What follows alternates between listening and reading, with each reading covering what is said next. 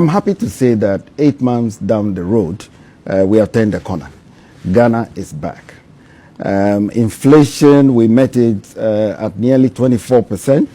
Currently, it's down to 9.4%. And we are happy to announce that we will be able to exit the fund program come next year. Ghana has agreed to restructure $2.8 billion in debt to the IMF, deferring interest payments for 15 years. And on the surface, this seems like a kind gesture from the West, but in actuality, it may be a clever debt trap that could bankrupt the country. For decades, the IMF has dictated Africa's financial destiny, but what happens when one nation finally says, enough is enough?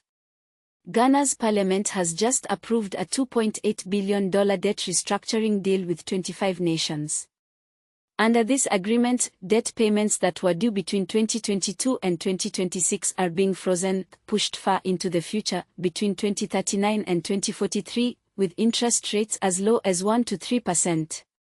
That's a huge win for Ghana, freeing up cash to rebuild its economy, create jobs, and invest in real growth instead of endless debt repayments.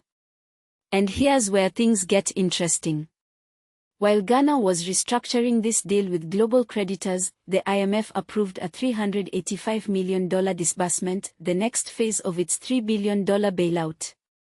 But make no mistake, IMF support always comes with strings attached: fiscal reforms, austerity, and strict targets. So is Ghana really taking control, or just negotiating better terms within a system designed to keep Africa in financial chains? Ghana has agreed to restructure $2.8 billion in debt to the IMF, deferring interest payments for 15 years. And on the surface, this seems like a kind gesture from the West, but in actuality, it may be a clever debt trap that could bankrupt the country. Let's talk about it. First, the backstory. Historically, Ghana was a country that avoided reliance on foreign debt. Then in the early 2000s, advisors from the World Bank convinced the government at the time that increasing debt would give the country the capital necessary to modernize. And while some development did happen, it came at the cost of increasing the foreign debt load over 800%. And high debt load naturally leads to high debt payments, which is why Ghana needed to petition for debt restructuring. So to balance the books in the short term, they got the IMF to agree to defer payments for 15 years. But here's where it may become a debt trap. The repayment needs to be made in Western currencies, not the cedi. So if the cedi falls relative to the US dollar or euro, it becomes nearly impossible to pay off. For example, if the cedi depreciates at the same rate it has since the early 2000s, it would be the equivalent of creating a debt load of $23.8 billion pre-interest and $34.51 billion at 3% simple interest.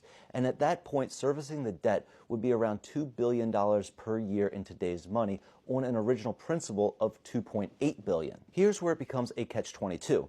If Ghana decides to protect the cedi by not printing money so that they don't have to pay back the debt in a weaker currency, they suddenly lose the ability to lean on their central bank to support the government, which would cause unpopular budget cuts in the future, which would be nearly impossible politically. Of course, the West knows this, and when Ghana eventually cannot make those payments in the future, they'll simply cut a deal for Ghana's natural resources, which is something we see happen throughout the continent. And that's where the West is so clever. They can solve a short-term problem for Ghana today, but in 15 years trade debt forgiveness for what the West truly needs, the natural resources necessary to maintain the West's economic position. But I want to know what you guys think. Is Ghana making the right move by restructuring their debt to solve their current account issues? Or is this a debt trap that could cripple the country in a few decades? Let me know in the comments below. And as always, if this video provided value to you, give me a like and a follow. That really helps out my channel, and I'll see you guys on the next video. Says the West is over and that Ghana is firmly on the path towards recovery and stability. I'm happy to say that 8 months down the road, we have turned the corner. Ghana is back. Inflation, we met it at nearly 24%.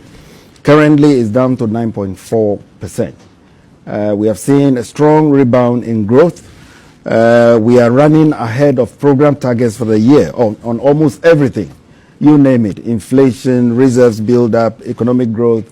We are running ahead. And we are happy to announce that we will be able to exit the fund program come next year. He recounted how wicked parents to the Bank of Ghana's independence disrupted its balance sheets and warned that domestic debt restructuring must not happen again. The kind of experience we have had has been significant. It should never happen again. When I cast my mind back in 2022, it's something we could have avoided. I'm at a loss as to how we allowed that to happen. But going forward, we are trying to build back better. Over the past 8 months, we've had to make changes to the legislation. Legislation to strengthen our independence. For example, when it comes to exposures to government or central bank financing, we are taking all that out. Looking ahead, Dr. Johnson Isiama says the BOG is well positioned to manage emerging challenges and implement key recommendations to ensure stability beyond the IMF program. The next thing is to have a central bank that is agile, a central bank that is ready and able to contend with the new challenges that most central banks face. What I want to see is a central bank that is ready and able to adapt. A tighter monetary policy stance, responsible governance, and adaptive policies remain central to the Bank of Ghana's long-term strategy towards economic recovery. For GH1 News and Star FM, Emmanuel Ejabin, Washington, D.C. Ghana could be setting a new standard for African financial sovereignty or walking into a softer version of the same trap. What do you think? Is this freedom or a reset of control? If you believe Africa deserves financial independence, hit that like button right now so more people see this. Subscribe to Afriscope TV because we don't just report news, we decode the system. And if you support truth, sovereignty, then African unity, tap a super thanks to help us keep producing fearless content like this. Ghana's move may look small. But in the global game of finance, this could be the spark of Africa's economic liberation. Disclaimer. This video is for educational and informational purposes only. Afriscope TV does not promote hate, violence, or misinformation. All content is based on publicly available data and expert commentary. Viewers are encouraged to think critically and verify independently.